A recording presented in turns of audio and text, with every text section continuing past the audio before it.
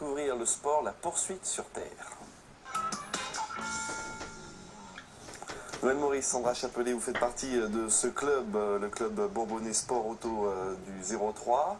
Alors Noël, Sandra, on va tout d'abord préciser ce que c'est que la poursuite sur terre, parce que moi je me suis demandé si c'était pas une course de trap-trap, tout ça, en voiture par exemple. Non, non, absolument pas. La poursuite sur terre, c'est des courses qui se déroulent sur des circuits fermés et sur terre.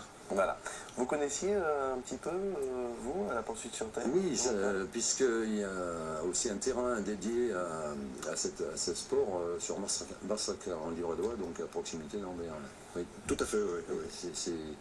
Malheureusement, j'ai jamais pris le temps d'y aller, parce que je crois que c'est vraiment des moments inoubliables aussi pour ceux qui pratiquent. Et vous, Clément, vous connaissiez un peu? J'ai jamais entendu parler, je suis désolé. Ah ben voilà, nous allons en savoir un petit peu plus. Alors, comment est-ce que cela se pratique?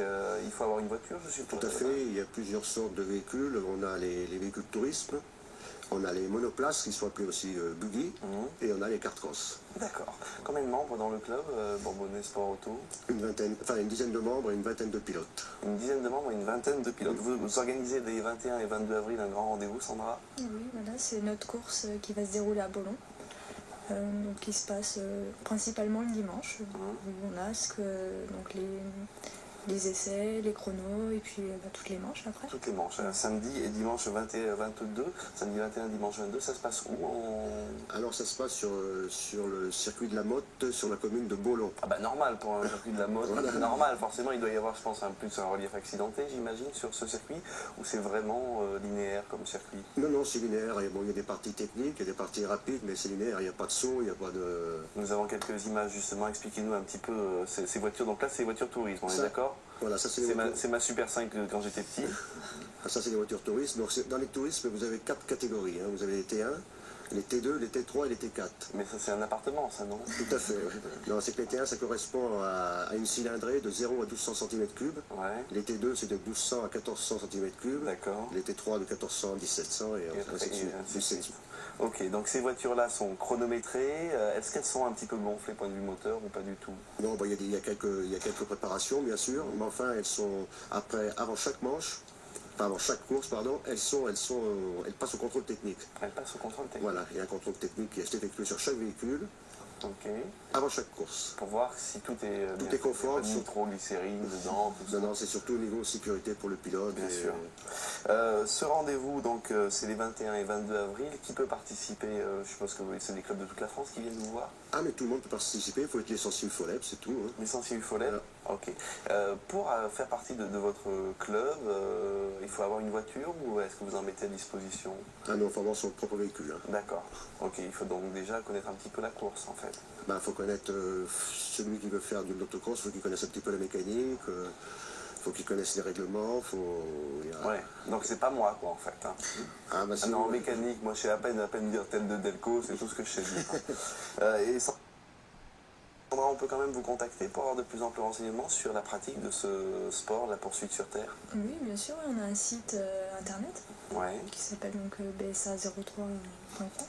Okay. Et donc là, on a tous les renseignements.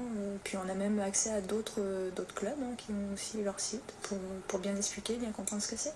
Donc il y a des buggy, des cartes cross. Des cartes cross, oui. Et des voitures de tourisme. Voilà. Tout ça, on va les retrouver sur ce rendez-vous que vous proposez. Tout à fait, oui. Ce qu'il y a, c'est que les cartes cross, c'est une catégorie, c'est pas des moteurs de voiture, c'est des moteurs de moto.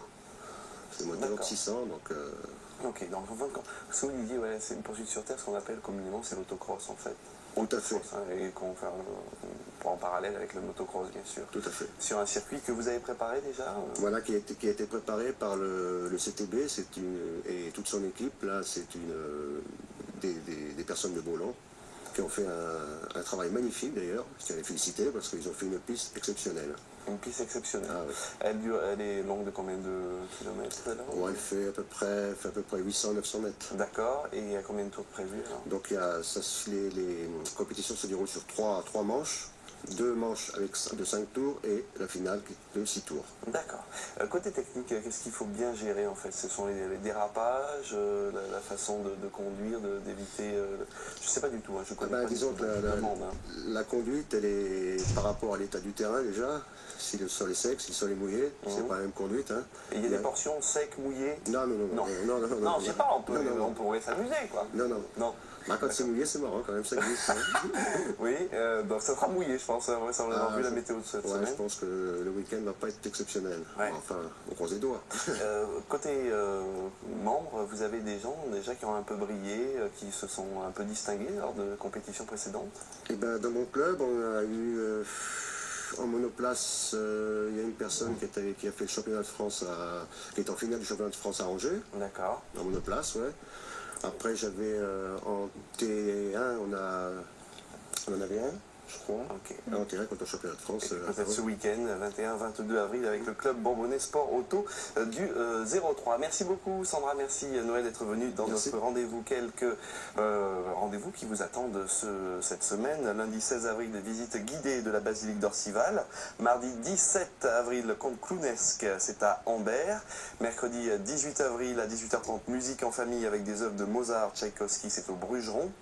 Jeudi 19, vendredi 20 avril, passage du Tour Auto à Tigdamil à Arlan entre 11h et 14h30, je le fais bien. Hein. Vendredi 20 avril, de l'astronomie à Isserto avec observation du ciel à partir de 20h et un bal disco le samedi 21 avril à Saint-Bonnet-le-Chastel organisé par l'Amicale Laïque. Si à votre tour vous souhaitez venir nous rendre visite, plateaucentral@clermontpremière.com et comme disait Gilbert Bécaud, je reviens de Jersey. Je savais que tu m'attendais, je savais que l'on ne pourrait se passer l'un de l'autre longtemps. À demain, tchuss.